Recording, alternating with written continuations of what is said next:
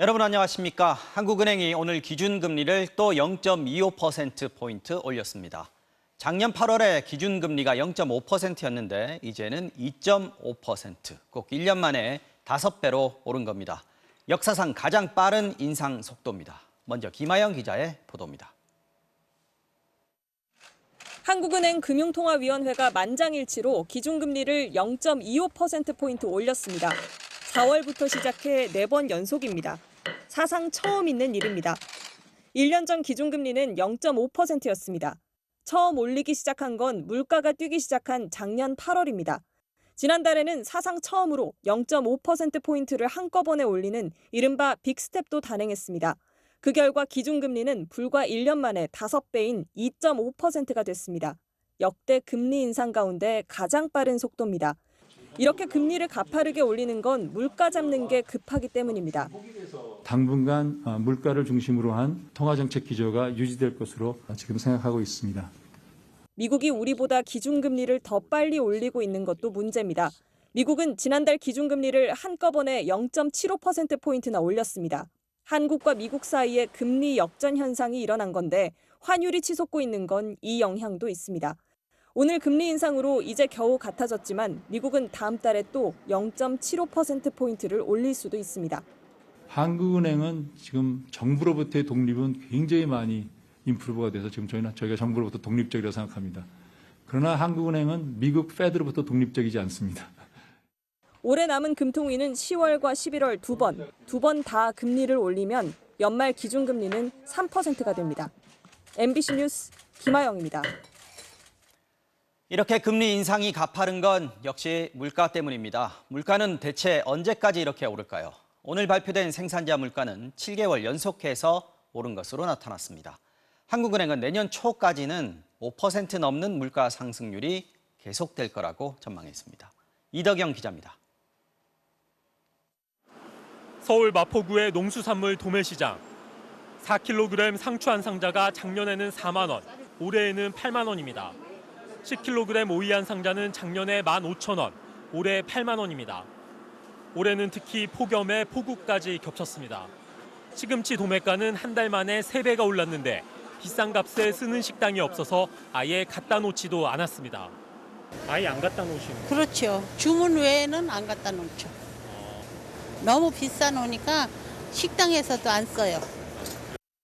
조금이라도 쌀까 도매시장을 찾은 사람들은 비싸서 놀랍니다. 솔직히 막 손 떨리면서 먹는 거죠. 추석도 이걸 어떻게 보내나 지금 다 그런 생각뿐이에요, 지금. 생산자 물가 지수는 올 들어 매월 오르고 있습니다. 상승폭은 조금씩 줄어들고 있지만 작년 7월과 비교하면 지난달에도 9% 넘게 올랐습니다.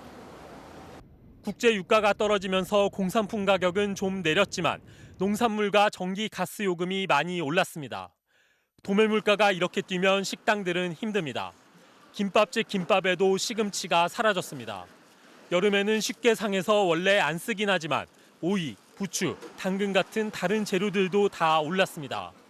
식용유도 오르고 계란값도 많이 오르고 야채 부추가 많이 올랐어요. 2배 정도. 생산자 물가가 뛰면 몇 달의 간격을 두고 소비자 가격에 반영됩니다.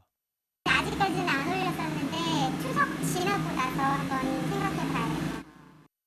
요새 라면과 햄버거, 피자 값이 줄줄이 오르고 있는데 이것도 올해 상반기 밀가루와 식용유값 상승이 이제 반영되고 있는 겁니다. 그래서 물가 상승세는 당분간 계속될 것으로 보입니다. 5에서 6%대의 높은 소비자 물가 오름세가 내년 초까지 이어질 것으로 보입니다. 한국은행은 올해 소비자 물가 상승률을 5.2%로 전망했습니다. 석 달 전 전망치보다 0.7%포인트나 높여 잡았습니다. MBC 뉴스 이덕영입니다.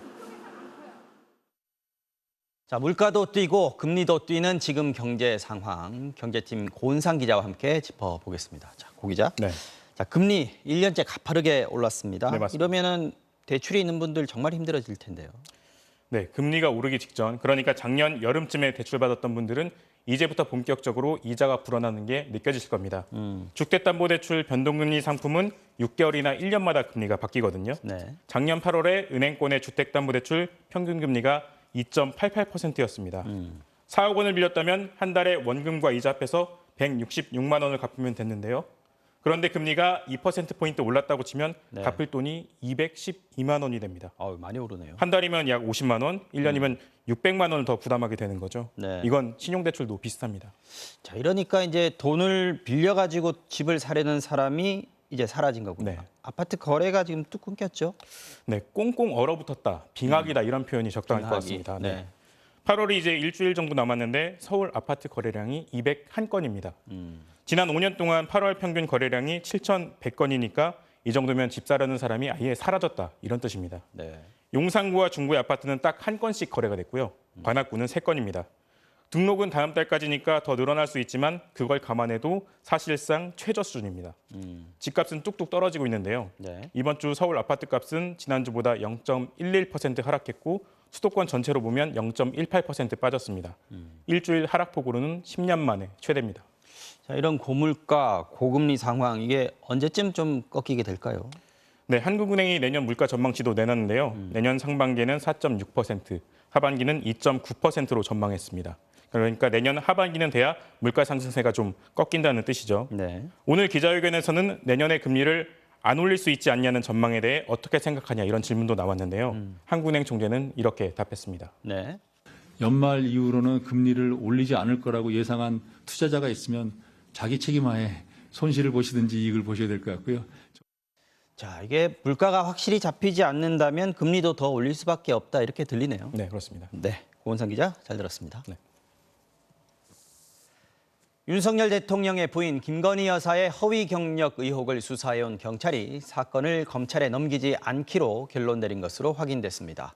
범죄 혐의 여부를 따지기 이전에 공소시효가 지나서 처벌할 수 없다는 건데 이 같은 결론을 내리는데 9달이 걸렸습니다. 손하늘 기자가 취재했습니다. 윤석열 대통령의 부인 김건희 여사는 지난 2001년부터 대학 강의를 시작했습니다. 한림 성심대 강사로 시작했는데 지원 당시에 근무 경력이 없었던 초등학교 실기 강사 이력을 적어냈습니다. 그리고 3년 뒤 서희대에 지원하면서는 직전에 한림 성심대가 아니라 4년제 대학 한림대에서 강의했다고 적었습니다.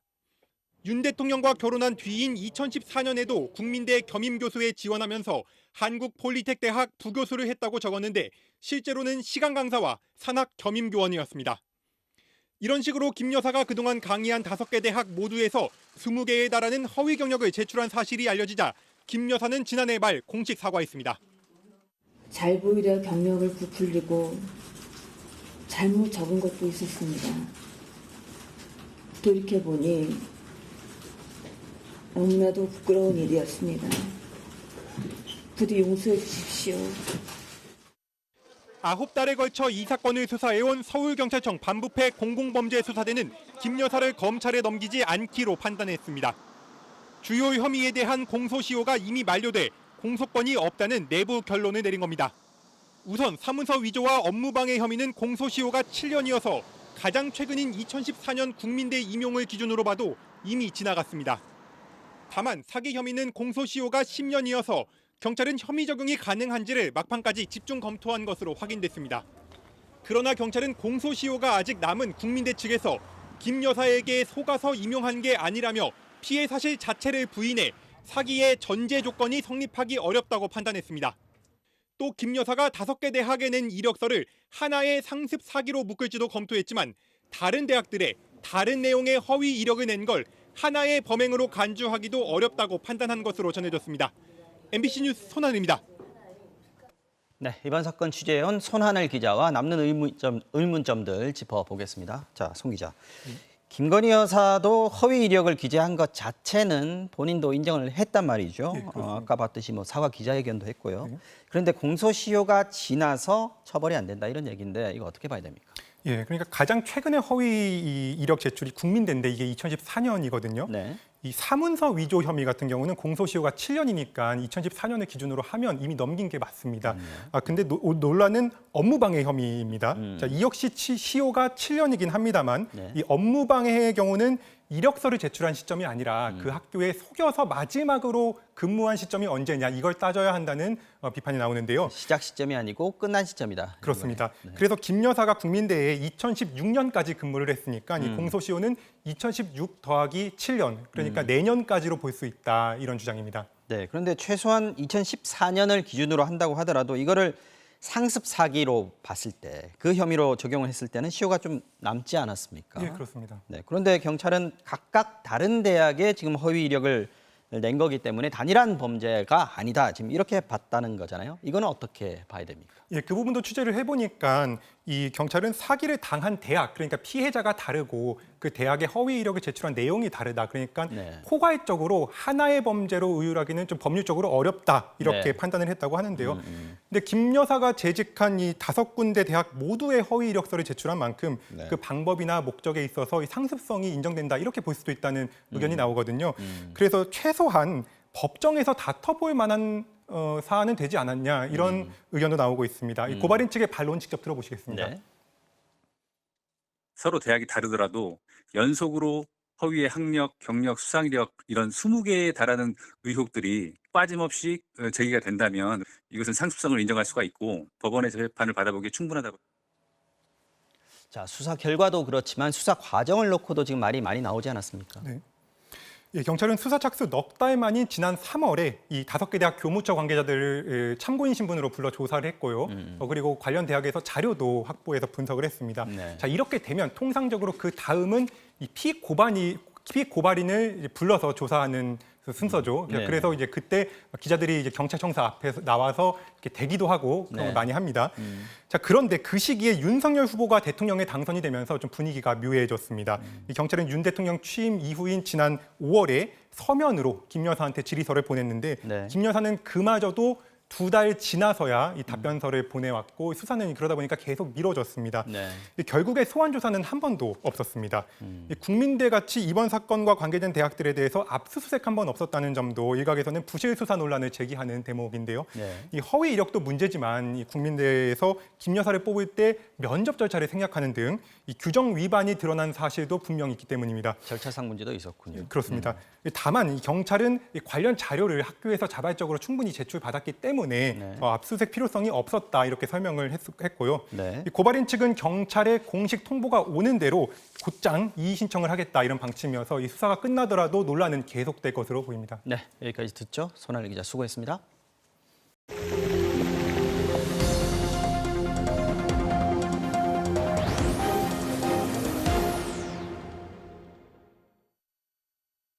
지난번 수도권 집중호우 당시 반지하를 덮친 참사를 보면서 물은 아래서부터 차오른다는 말을 실감할 수 있었습니다. 재난은 늘 그렇듯 힘없고 취약한 계층들에게 더욱 가혹하죠. 폭우뿐 아니라 날이 갈수록 심해지고 있는 가뭄과 폭염, 해수면 상승을 비롯한 기후 위기도 크게 다르지 않습니다. 취약계층들에게 기후 위기는 이제 생명과 직결되는 문제가 되고 있습니다. 저희 MBC 기후환경팀이 골목길까지 들이닥친 기후 위기를 아래서부터 바라보는 연속 기획을 시작하는데요. 오늘 첫 시간에는 살인적으로 변해가는 폭우와 폭염 속에서도 오토바이에서 내릴 수 없는 플랫폼 배달 기사들의 이야기를 준비했습니다. 류현준 기자가 동행 취재했습니다. 굵은 빗줄기가 쏟아지는 경기도 용인시의 도로. 배달기사 김현준 씨가 물살을 가르며 다음 목적지를 향해 질주합니다. 그칠 줄 모르는 비에 시야는 좁아지고 도로는 미끄러워 잠시도 긴장의 끈을 놓을 수 없습니다. 지난 8일 수도권 폭우 때도 김 씨는 배달을 했습니다. 김 씨는 쏟아지는 폭우에 생명의 위협을 느꼈다고 말합니다. 근데 10시 넘어서는 물살이 너무 세고 물이 역류되고 그래서 이러다가 죽겠구나 싶겠더라고요. 4배나 뛴 배달비와 플랫폼이 기사 개개인에게 매기는 등급제, 쉴 수가 없었다고 말합니다. 일부 플랫폼은 일주일 전에 미리 일정을 잡습니다. 지각을 한다든지 노쇼를 한다든지 그러면 2등급으로 강등되고요. 또 마찬가지로 2등급이었다가 노쇼를 한다거나 지각을 하면은 3등급으로 강등이 됩니다. 지난 8일 집중호우가 내린 서울 구로구의 아파트. 현관에 서 있던 배달기사 앞으로 차들이 밀려옵니다. 산사태가 덮친 건데 다행히 인명피해는 없었습니다. 그러나 김영빈 씨는 빗길 교통사고를 피하지 못했습니다. 지난달 배달 중 오토바이가 미끄러져 넘어지면서 양쪽 무릎에 부상을 입고 큰 흉터가 생겼습니다. 지하수차량이 물기가 좀 많이 보여 있어가지고 이렇게 터널려면 브레이크를 잡아야 되잖아요. 지난 2020년 한 해에만 빗길 속 이륜차 사고로 1,800여 명이 다쳤고 38명이 목숨을 잃었습니다. 내년도 그렇고 내후년도 그렇고 좀 많이 걱정되진 않으세요? 아, 내년에도 이러면 좀 큰일 날 것 같아요. 네. 문제는 기후변화로 폭우가 더 강해지고 있다는 겁니다. 2000년을 기준으로 이전 20년과 이후 20년간 전국 기상관측소의 폭우 일수를 비교해봤습니다. 시간당 50mm 이상 폭우 일수는 282일에서 425일로 늘었고 시간당 80mm 이상의 폭우는 2배로 급증했습니다. 이제 좀 더더욱 실감을 좀 하게 됐죠. 기후 변화라는 것에. 배달기사를 위협하는 건 폭우뿐만이 아닙니다. 햇볕이 예전하고 틀리게끔 살이 익는다는 느낌 있지 않습니까? 살이 타들어가는 느낌이 들고요. 작년 여름 허리케인으로 물에 잠긴 미국 뉴욕시. 전기 자전거를 끌고 무릎 위까지 차오른 물을 헤치며 음식을 배달하는 영상이 화제가 됐습니다. 미국 하원 의원 오카시오 코르테스는 자신의 트위터에 영상을 공유하며 시민들에게 이렇게 호소했습니다. 제발 배달 주문을 멈춰주세요. 취약한 사람들을 위험에 빠뜨립니다. 라는 글이 공감을 얻었습니다.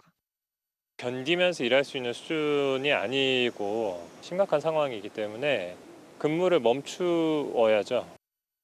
극단적인 날씨에는 플랫폼 측이 배달 멈춤을 선언하고 기사들을 보호해야 한다는 주장입니다. 그러나 그냥 배달만 멈추면 수입에 문제가 생깁니다. 기후위기가 오면서 이런 종류의 재난들이 이제 꽤 많이 벌어질 거라서 기금이나 별도의 사회보험 제도를 도입하고 정부와 플랫폼 회사가 기금을 마련해 배달 멈춤 사태가 벌어져도 일정 수익을 보장해 주자는 겁니다. 이들에게 기후위기는 생업과 직결된 문제였습니다. 기후변화라고 하면 좀 멀게 느껴질 수도 있는데 저는 결코 멀게 느껴지지 않습니다. 앞으로 이렇게 누릴 수 있는 거는 10년 이내라고 생각을 합니다. MBC 뉴스 류현준입니다. 한국수력원자력이 이집트 원전 건설 사업을 수주했습니다. 2009년 아랍에미리트 원전 사업을 따낸 이후 해외 원전 수주는 13년 만에 처음인데 정부가 2030년까지 원전 10기 수출을 목표로 내걸었습니다. 하지만 전망도 불투명하고 막상 계약을 따낸다고 해도 수지 타산이 문제라고 하는데요. 배주한 기자가 전해드리겠습니다. 이집트의 지중해 연안 도시 엘다바. 러시아 업체가 이집트 원자력청에 주문을 따내 1.2기가와트급 원전 4기를 짓고 있습니다. 한국도 이 사업 일부에 참여하게 됐습니다. 한국이 따낸 사업은 전체 40조 원 규모 가운데 3조 원. 러시아 업체의 하청을 받아 들어가는 거라 원자로 같은 핵심 사업은 빠졌습니다. 주로 건물을 짓고 기자재를 공급하는 2차 개통 사업입니다. 한국수력원자력과 두산에너빌리티 등 민간 기업들은 5년 전부터 사업 수주를 준비했습니다. 지난해 말 단독 협상 대상자로 선정됐지만 러시아의 우크라이나 침공으로 미뤄지다 이번에 계약이 성사됐습니다. 국내 다수의 업체와 함께 참여하기 때문에 국내 원전 생태계에 활력을 불어넣는 데 큰 역할을 할 것입니다. 지난 정부의 탈원전을 비판해온 윤석열 정부는 2030년까지 원전 10기 수출 목표를 세웠습니다. 체코, 폴란드, 사우디아라비아에서 수주 경쟁에 뛰어들었습니다. 하지만 전망은 불투명합니다.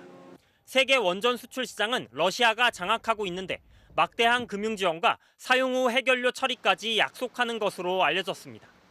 이명박 정부 때도 아랍에미리트 원전 사업을 따낸 뒤 80기 수출을 목표로 세웠지만 그 뒤 13년 동안 한 건도 따내지 못했습니다. 2012년에 2030년까지 80기 수출한다 그래놓고 갑자기 10기로 줄었잖아요, 수출 목표가. 세계 원전 수출 시장이 그렇게 확 줄었다. 막상 계약을 따내도 수지 타산이 문제입니다. 튀르키예 원전 사업을 따냈던 일본 미쓰비시는 건설 비용이 폭등해 3년 전 사업을 포기했습니다. 히타치도 영국 원전 사업을 따내 진행하다 3조 원의 손해를 보고 결국 사업을 포기했습니다. MBC 뉴스 배주환입니다. 네, 일본은 11년 전 후쿠시마 원전 사고 이후 원자력 발전을 금기시하면서 원전 생산 비중이 4% 아래까지 내려갔는데요. 국제 유가와 천연가스 가격이 급등하자 전력 수급 안정을 위해서 원전을 더 짓겠다고 선언했습니다. 도쿄에서 현영준 특파원이 취재했습니다. 기시다 총리가 원전 회귀를 선언했습니다. 기존 원전을 적극 가동하고 새 원전도 더 짓겠다고 밝혔습니다. 차세대 혁신로를 도입해서 안전한 원전을 짓겠다고 강조했습니다. 設置許可済みの原発再稼働に向け、国が前面に立ってあらゆる対応を取ってまいります。 오는 2030년까지 2013년 탄소 배출량의 절반을 감축해야 하는 탈탄소 정책도 원전 회귀의 명분으로 삼았습니다. 직접적으로는 러시아의 우크라이나 침공 등으로 에너지 가격이 급등한 게 배경입니다. 국가 전력 확보에 비상이 걸렸고 휘발유 가격, 전기 요금이 가파르게 올랐습니다. 仕方がないかなと思ってます。電気は下がってほしいです。いや、稼働についてはしょうがないかなと思ってます。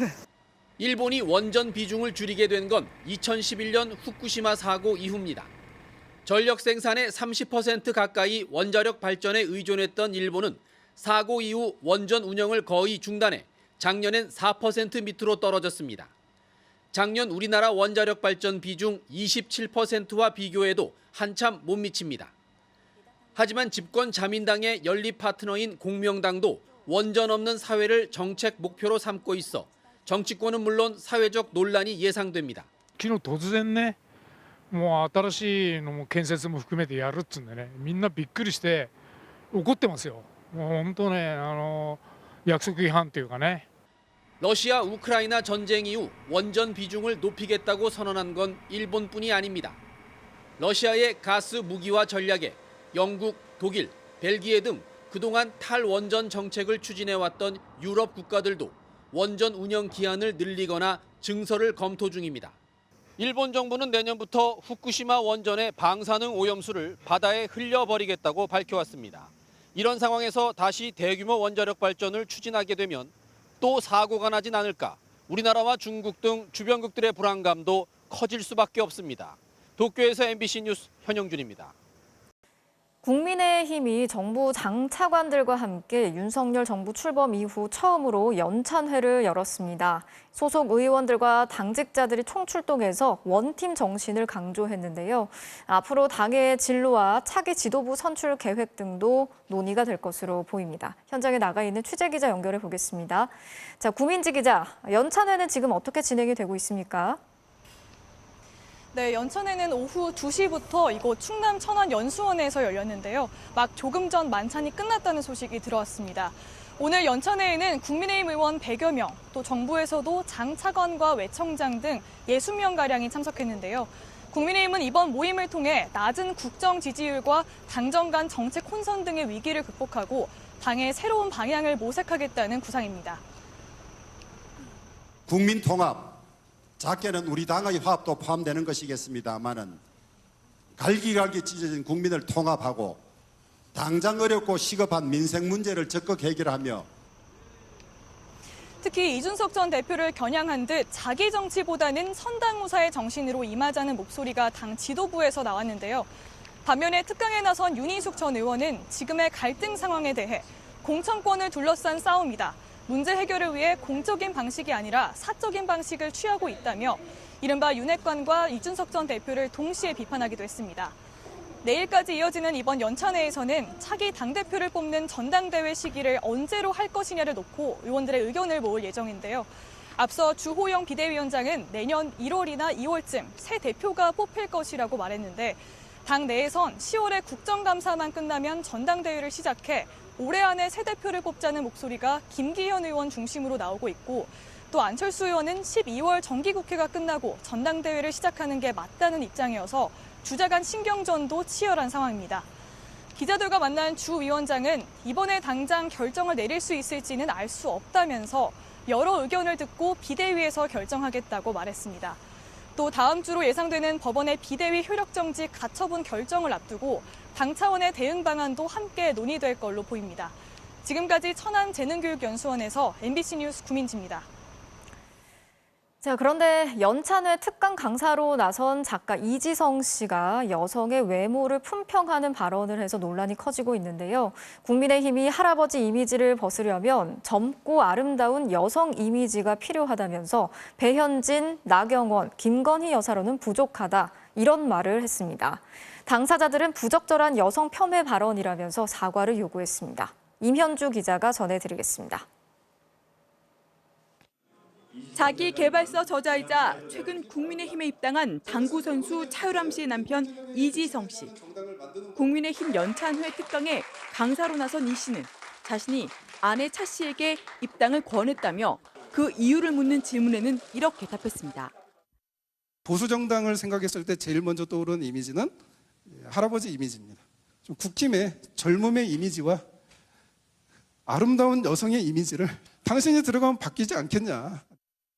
그러면서 국민의힘 전현직 의원들과 김건희 여사를 언급했습니다. 배현진 씨도 있고 나경원 씨도 있고 다 아름다운 분이고 여성이지만 왠지 좀 부족한 것 같아.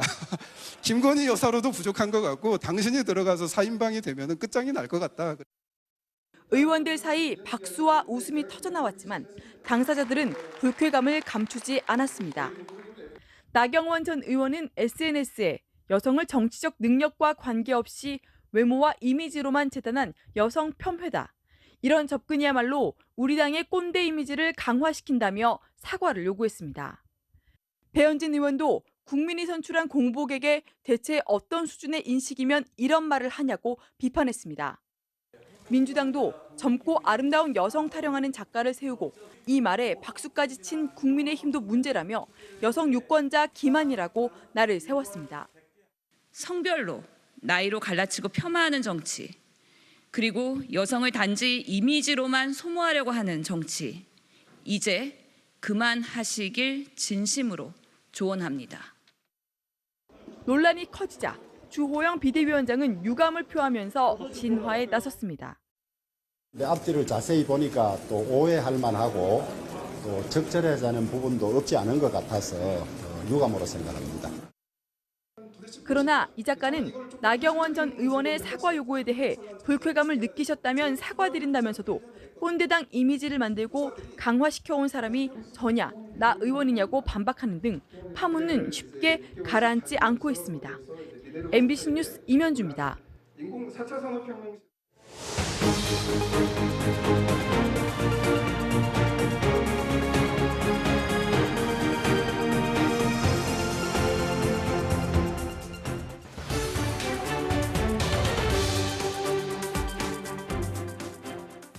초등학교에서는 학부모들의 사교육 부담을 덜어주고 돌봄 서비스를 제공한다는 등의 취지로 방과 후 학교가 운영되고 있습니다.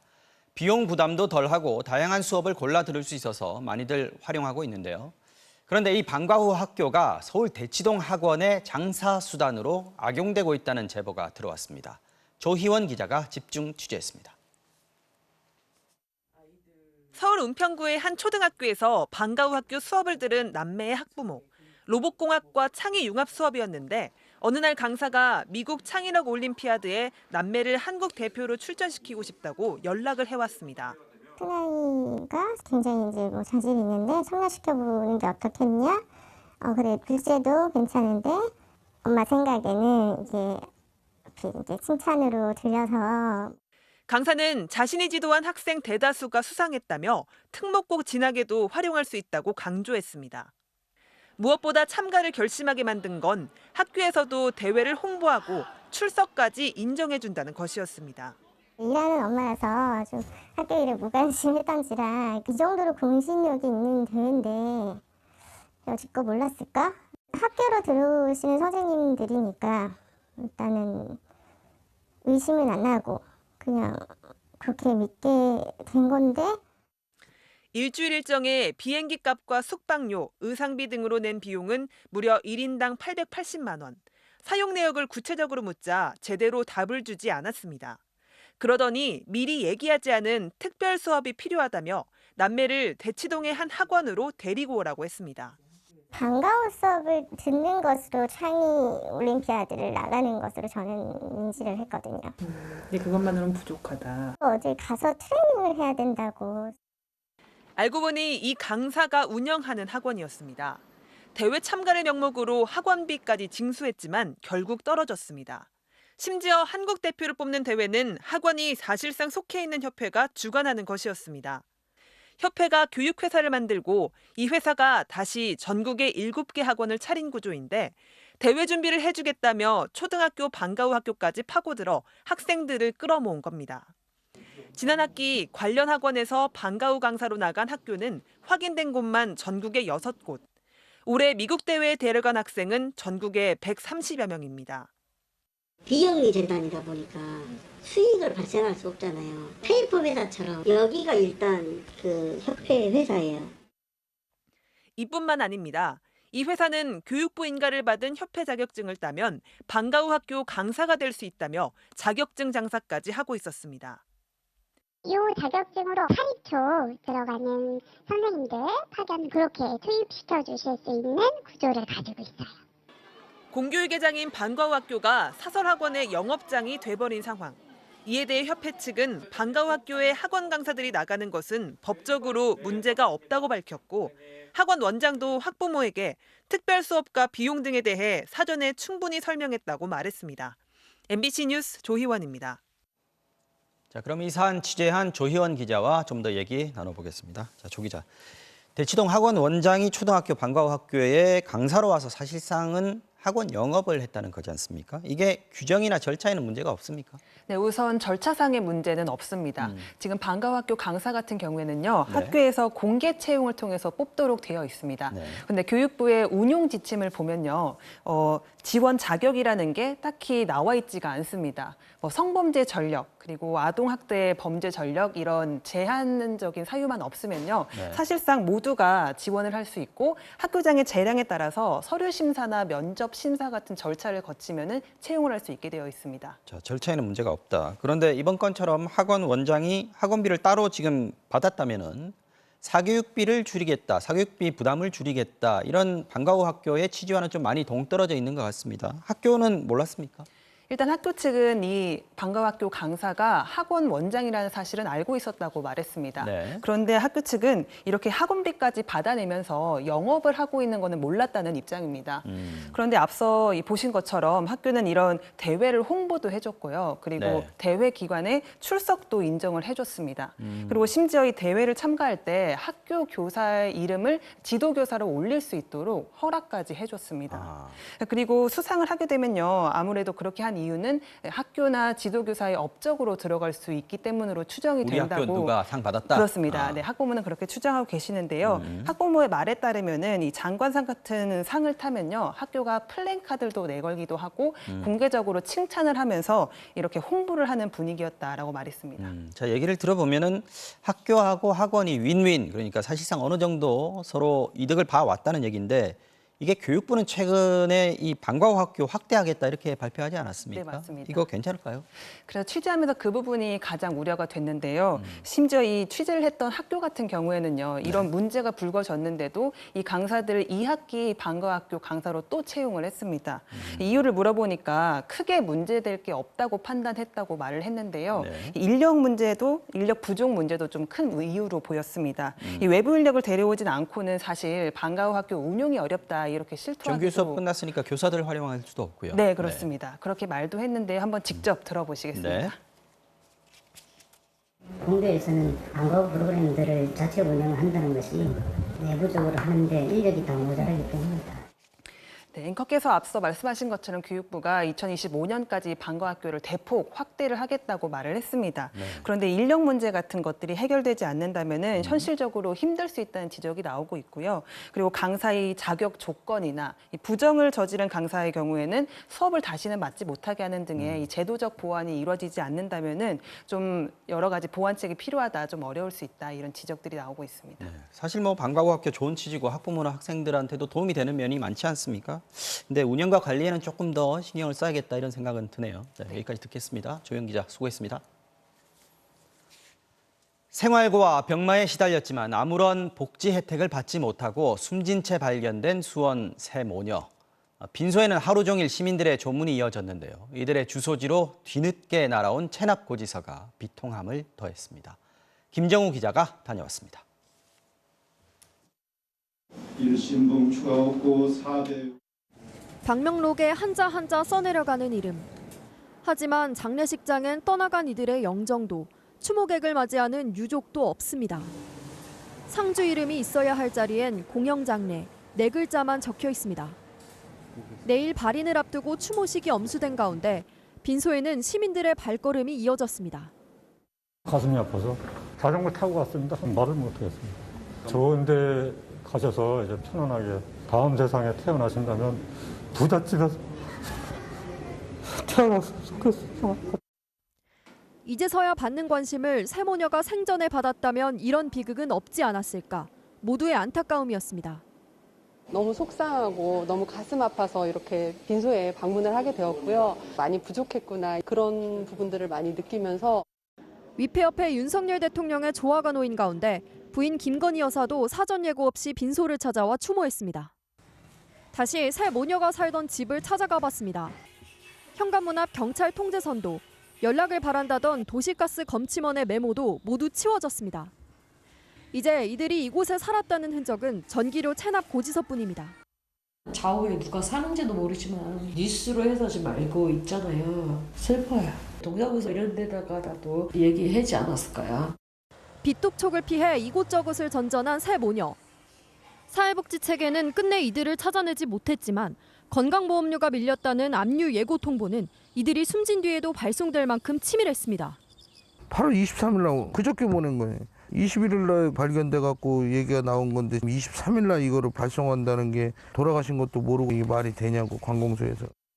먼 친척이 있지만 시신 인수를 포기하면서 무연고 장례를 치르게 된 세 모녀. 세 모녀와 알고 지냈던 지인들은 먼저 세상을 떠난 큰아들의 곁에 이들의 유고를 묻어달라고 요청했습니다. 아들 옆에 그냥 모시는 게 좀 낫지 않겠냐 그렇게 해갖고 건의를 계속했죠. 수원시는 세 모녀의 주민등록지인 화성시와 논의해 매장 절차를 진행하겠다고 밝혔습니다. MBC 뉴스 김정우입니다. 보육원에서 자라다가 막 사회로 나와 홀로 서기를 준비하던 청년이 숨진 채 발견됐습니다. 불과 엿새 전에도 보육원 출신의 청년이 생활고를 견디다 못해 세상을 등졌습니다. 임지은 기자가 취재했습니다. 광주의 한 아파트. 어제 아침 21살 여성이 아파트 화단에서 숨진 채 발견됐습니다. 경찰은 이 여성이 새벽 2시 자신의 아파트 고층으로 올라간 사실을 확인했습니다. 집에서는 가족들에게 미안하다고 적힌 유서가 남아 있었습니다. 어렸을 때 보고 그 아가씨가 과에서 자랐어. 엄마가 없던 게 딸이 죽었어. 아가씨가. 이 여성은 초등학교 5학년부터 집안 사정 때문에 보육원에 맡겨진 뒤 남동생과 함께 보호시설을 옮겨 다녔습니다. 그러다 성인이 되던 지난해 2월 보호시설에서 나왔는데 평소 앓던 우울증이 악화됐습니다. 며칠 전까지도 청소년 복지센터에서 상담을 받으며 우울증을 극복하려 애를 썼던 것으로 전해졌습니다. 전화 그런 얘기를 하신 거죠. 절대 나쁜 생각하면 안 된다라고도 하셨다고 하더라고요. 엿새 전에도 비극적인 선택이 있었습니다. 광주의 한 대학교 건물에서 20살 남자 대학생이 숨진 채 발견됐습니다. 9살 때부터 10년 동안 보육원 생활을 마치고 올해 초 대학생이 됐지만 생활고에 대한 부담이 컸습니다.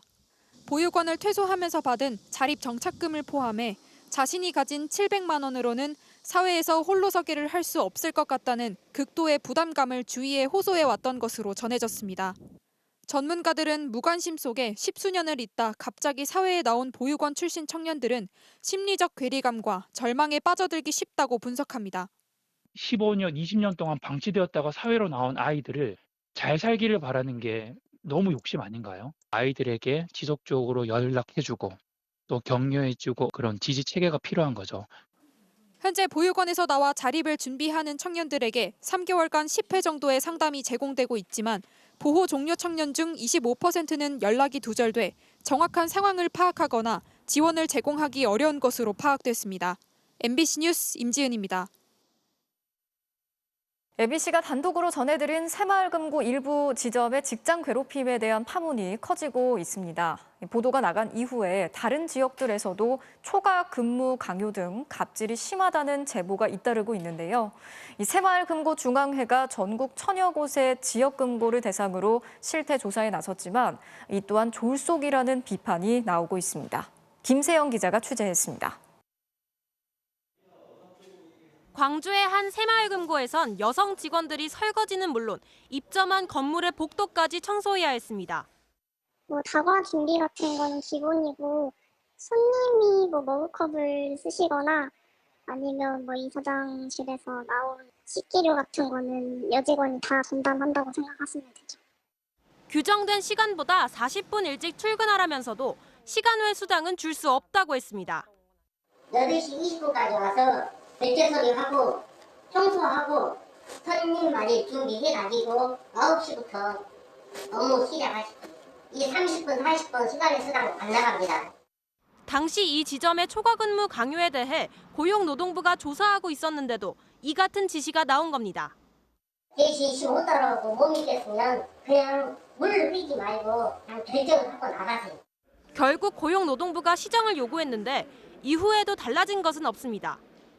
한 지역 새마을금고의 막내 직원이라는 또 다른 제보자도 근무 시간 전인 오전 8시 45분 대걸레로 청소하는 자신의 모습을 취재진에게 보내왔습니다.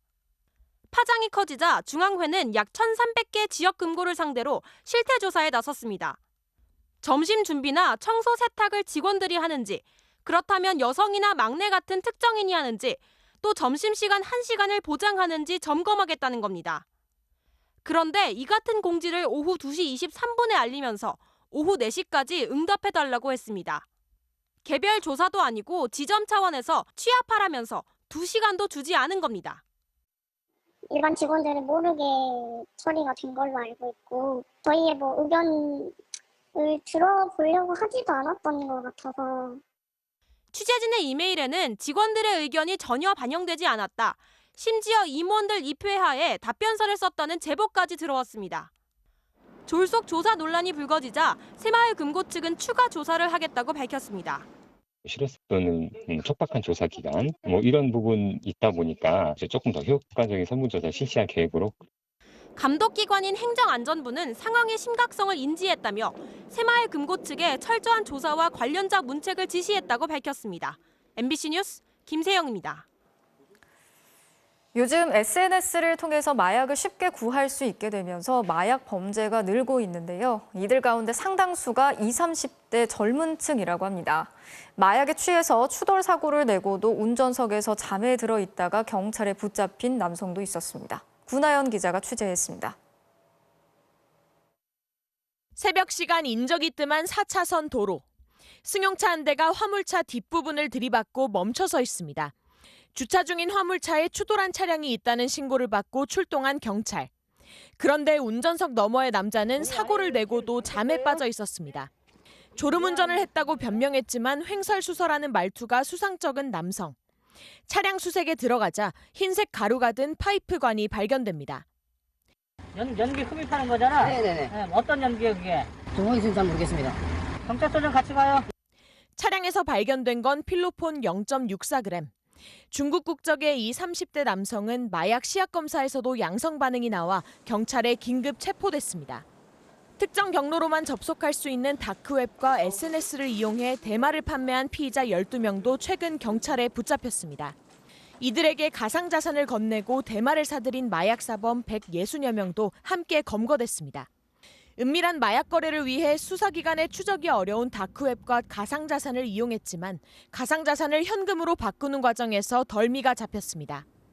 그런 부분들은 이제 수사 기법의 문제이기 때문에 다만 제가 여기서 말씀드릴 수 있는 것은 저희들이 가상자산 추적 시스템을 활용을 해서 하고 있고요. 최근 온라인 거래로 마약 접근이 쉬워지면서 젊은 마약 사범들이 빠르게 늘어나는 추세. 올 상반기 검거된 마약 사범의 70%가 30대 이하였습니다. MBC 뉴스 구나연입니다. 코로나19 유행 때마다 요양시설들에서 중증 환자와 사망자가 쏟아져 나왔죠. 치명률이 높은 고령의 환자들이 밀집해 있지만 상주하는 의사가 없어서 진료 공백이 크기 때문인데요. 정부가 여러 대책을 내놨지만 현장에서는 제대로 작동하는 게 없다는 목소리가 나오고 있습니다. 손은민 기자가 전해드리겠습니다. 경북 구미의 한 요양원 직원이 전화기를 붙들고 동분서주합니다. 코로나19에 확진된 80대 입소자를 보낼 응급실과 구급차를 구하고 있는 겁니다. 결국 방호복을 입은 직원이 휠체어 탄 노인을 안아 급히 승용차에 태웁니다. 119 전화하면 119도 보건소에 전화해야 되고 보건소는 119에 전화하고 부르는 게 값이에요. 확진자는. 이송을 안 해주려고 해요. 이젠 고위험군의 증상이 있더라도 위급한 상황이 아니면 일반 의료 체계 안에서 알아서 진료를 받아야 합니다. 이 요양원에선 지난 7일 첫 확진자가 나오고 일주일 만에 같은 층을 쓰던 입소자 17명 중 16명이 확진됐습니다. 대부분 침대에 누워 지내는 80, 90대 치매 노인들입니다. 통원 치료가 힘든 환자들로 동네 병원에선 진료받기가 사실상 불가능해 상태가 안 좋아질 때마다 환자를 받아줄 상급병원 응급실을 찾아 헤매야 합니다. 하루 사이에 진짜 급박하게 돌아가거든요. 특히 어르신들은 더 심해요. 중증으로 가기 전에 좀 막아달라고. 의료진이 직접 와 치료하는 기동 전담반은 요청할 때마다 바쁘다거나 휴일이란 이유로 오지 못했습니다. 그 사이 확진자를 돌보던 직원 7명까지 감염됐습니다. 대체 인력은 구할 길이 없어서 모두 아픈 몸으로 확진자를 계속 돌봐야 했습니다. 저도 그렇고 다 확진자였거든요. 자기 몸을 돌보지도 못하는 거예요. 그게 너무 힘들었고 저는 위경련이 일어나서 저도 사실은 119 타고 갔거든요. 요양시설 확진자의 중증화와 사망을 막기 위해서는 의료기관과의 신속한 환자 이송 체계를 구축하고 간병과 의료 인력 부족 문제도 해결해야 한다는 지적이 나옵니다. MBC 뉴스 손은민입니다. 환경오염으로 서식지가 훼손이 되면서 국제적인 멸종 위기종이 된 바다거북. 이제 우리나라에서는 거의 보기가 어려워졌는데요. 몇 년 전부터 바다거북을 꾸준히 제주 바다로 돌려보냈더니 멀리 3,000km나 떨어진 베트남까지 다녀온 것으로 확인됐습니다. 김항석 기자가 취재했습니다. 모래사장 위에 놓여진 바다거북들이 바다를 향해 힘차게 기어갑니다. 부지런히 나아가 파도에 맞서 바닷속으로 들어갑니다. 제주 바다에 방류된 바다거북은 모두 6마리. 야생에서 다친 뒤 구조된 푸른 바다거북 2마리와 붉은 바다거북 1마리, 수족관에서 인공 부화된 메부리 바다거북 3마리입니다. 이제 가서는 아프지 않고 수명이 100년 가까이 된다고 하더라고요. 그래서 100년 정도 다 채우고 살았으면 좋겠습니다. 바다거북의 등에는 추적 장치와 개체 인식표가 부착돼 이동 경로와 번식 여부를 파악하게 됩니다. 지난해 제주에서 방류된 바다거북 6마리는 무려 3,000km가 떨어진 베트남 동부 해안까지 헤엄쳐가 겨울을 보내고 최근 우리나라 연안으로 돌아온 것으로 확인됐습니다. 방류를 하게 되면 그 바다거북들이 저희 산란장, 그러니까 국내 산란장으로 돌아올 수 있는 가능성이 있습니다. 이제 위치 추적을 통해서 개체가 어디로 이동했는지, 서식지에 잘 도착을 했는지 이런 것들 연구가 이루어지고요. 서귀포시 중문색달 해변은 겨울철에도 수온이 높고 먹이도 풍부해 국내에서는 마지막으로 바다거북 산란이 확인된 곳입니다. 해양수산부는 지난 2017년부터 이곳에서 바다거북 134마리를 바다로 돌려보냈습니다. 바다로 돌아간 바다거북들이 다시 제주로 돌아와 자연 번식에 성공할 수 있을지 주목됩니다. MBC 뉴스 김항섭입니다. 어제는 우크라이나가 옛 소련으로부터 독립한 지 31년째가 되는 독립기념일이자 러시아가 우크라이나를 침공한 지 반년이 되는 날이기도 했습니다. 유럽 전역에서는 우크라이나의 자유를 기원하는 시위가 열렸는데요. 하지만 러시아의 폭격이 계속되면서 이날도 민간인 25명이 숨졌고 조금 전에도 수도 키이우에서 폭발음이 들렸다는 소식이 전해졌습니다. 파리에서 조명아 특파원이 전해드리겠습니다.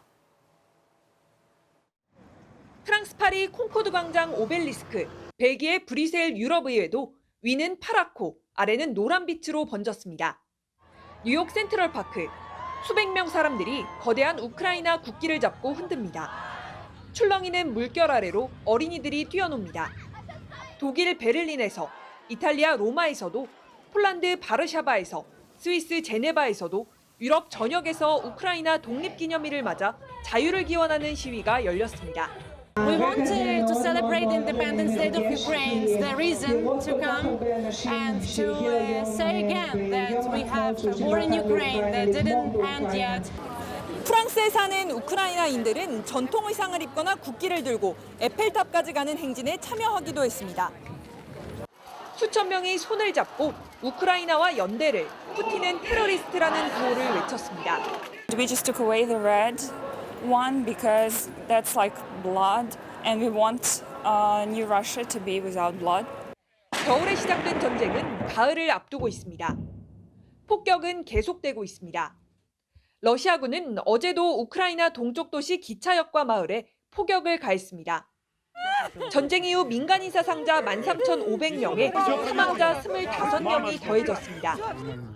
넋이 나간 아버지는 울면서 11살 아들의 시신을 천으로 덮어 수습합니다. Він в домі був, це його викинули. Ми там розвалля шукали, це все, а він тут лежав. Ніхто не знав, що він тут лежить. Ніхто не знав. 우크라이나 수도 키이우. 독립기념일 아침은 공습경보 사이렌으로 시작됐습니다. 광장에는 러시아군이 버리고 간 전차들을 전시하고 있습니다. Я сподіваюся, що закінчиться впродовж року, тобто що наступної весни ми вже будемо радіти, не втратимо цей час. 젤렌스키 우크라이나 대통령은 독립기념 퍼레이드 연설에서 전쟁의 끝은 승리여야 한다고 선언했습니다. 파리에서 MBC 뉴스 조명합니다. 지난 6월 윤석열 대통령의 나토 순방 당시 민간인이 함께 가서 1호기까지 탑승했다는 소식을 저희 뉴스데스크에서 단독으로 전해드렸는데요. 이 뉴스를 취재한 MBC 정치팀의 이기주, 이정은, 신수아 기자가 오늘 한국기자협회가 선정하는 이달의 기자상을 받았습니다. 선거 비용을 반납해야 할 후보자들이 돈은 내놓지 않고 또다시 출마했다는 소식도 저희가 단독으로 보도해드렸는데 이 소식을 합동 취재한 MBC 네트워크 팀의 김세진 기자, 춘천 MBC 허주희, 전주 MBC 한범수, MBC 경남의 이재경, 광주 MBC 이다현 기자가 지역 취재 부문을 수상했습니다. 술에 취해서 택시기사를 폭행한 혐의로 재판에 넘겨진 이용구 전 법무차관이 1심에서 집행유예를 선고받았습니다. 서울중앙지법은 이 전 차관이 변호사였던 재작년 11월 택시기사를 때리고 폭행 장면이 담긴 블랙박스 영상 삭제를 요구한 혐의로 기소된 이 전 차관에게 징역 6개월에 집행유예 2년을 선고했습니다. 목요일 밤 스포츠 뉴스입니다. 여자 배드민턴 에이스 안세영 선수가 세계선수권 단식 16강전을 33분 만에 끝내고 8강에 진출했습니다. 부모님 앞에서 완벽한 경기력을 뽐냈습니다. 손장훈 기자입니다. 32강전을 불과 36분 만에 통과했던 안세영. 16강전도 압도적이었습니다. 절묘한 드롭샷과 구석을 찌르는 과감한 공격으로 세계 16위 베이원장을 흔들었고 1세트를 21대 12로 가져왔습니다. 2세트는 더 일방적이었습니다. 단 한 차례의 리드를 허용하지 않고 이번엔 21대 10, 11점 차로 따냈습니다. 세트 스코어 2대 0 승리. 이번엔 33분 만에 경기를 끝내고 8강에 진출했습니다.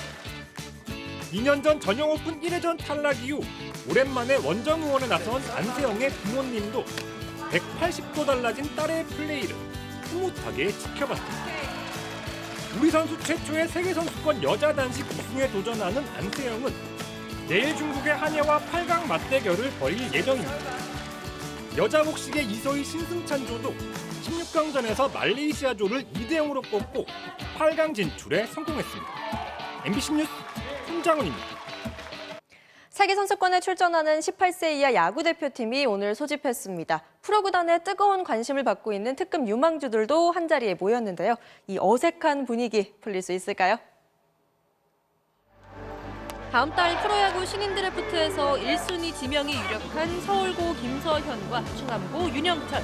한국 야구의 미래로 주목받는 두 투수가 세계선수권 준비를 위해 머리를 짧게 깎고 한자리에 모였습니다. 경기장에선 상대를 압도하는 선수들인데 정작 모이니까 다들 말이 없어요. 정막이 계속 흐르니까 최재우 감독이 한마디 하시네요. 니네들은 왜 이렇게 풀이 죽어 있어? 니네 이제 한 팀이 한 팀 서로 이렇게 좀 대화도 하고 다 친구고. 감독님의 말이 통했던 걸까요? 룸메이트도 정해지고 유니폼도 갈아입더니 그제서야 웃음기가 도는데요. 김서현과 윤영철 선수는 오늘 처음으로 인사를 나눴다고 하는데 서로 선의의 경쟁자로 의식은 하고 있었다네요. 제가 재활 다녔을 때 뭔가 좀 제가 많이 진 것 같다고 생각하는 때가 많았습니다. 아직 넘어야 될 큰 산이라고 생각했고 그 롯데 최동원 선수 안경 쓴 모습이 좀 닮은 것 같습니다. 이번 주말부터 프로 대학팀과 연습 경기를 치르면서 더 친해질 텐데요. 세계선수권 우승 기대해도 되겠죠? 같이 잘하고자. 꼭 우승하고 그래. 프로농구 오리온을 인수한 데이원 스포츠가 창단식을 열고 새 출발을 알렸습니다. 팀명과 유니폼 등을 공개하며 새로운 바람을 일으키겠다고 다짐했습니다. 김태훈 기자입니다. 화려한 조명을 받으며 오렌지색 유니폼을 입은 선수들이 등장합니다. 베일에 가려졌던 새 농구단의 이름은 고양 캐롯 점퍼스. 데이원 이름 대신 디지털 손해보험사를 네이밍 스폰서로 유치한 겁니다. 봄농구뿐만이 아니라 빠른 시일 내에 정상에 오를 수 있도록 제가 최선을 다할 겁니다. 지금 열심히 하고 있습니다. 유니폼과 함께 구단의 상징이 될 마스코트도 공개됐습니다. 웃는 얼굴에 초록색 개구리가 나타나자 관중석에서도 큰 웃음이 터져나왔습니다. 이름은 행운을 불러온다는 뜻의 백인. 허재 대표도 볼수록 매력 있다며 만족감을 드러냈습니다. 귀엽잖아요. 지금 무서운 것보다 독수리보다는 더 귀여운 게 더 낫지 않을까 해서 항상 웃는 얼굴도 좋고 또 개구리가 이게 약하게 보이지만 사냥을 잘하거든요. 이게. 성대한 창단식에도 프로농구 최초로 시도되는 네이밍 스폰서 계약을 두고 구단 운영이 어려울 거라는 우려도 있지만 허재 대표는 성공을 다짐했습니다. 또 지켜봐 주시면 좋은 구단이고 정말 튼튼한 구단이라는 거를 알 수 있고요. 새 바람을 일으킬 수 있는 구단이 될 수 있도록 최선을 다하겠습니다. 고양 캐롯은 오늘 10월 15일 홈에서 시즌 첫 경기를 치릅니다. MBC 뉴스 김태훈입니다. 18세 이하 남자농구 대표팀이 아시아 선수권 8강전에서 홈팀 이란에 한 점 차 짜릿한 역전승을 거뒀습니다. 목요일 밤 스포츠 뉴스였습니다.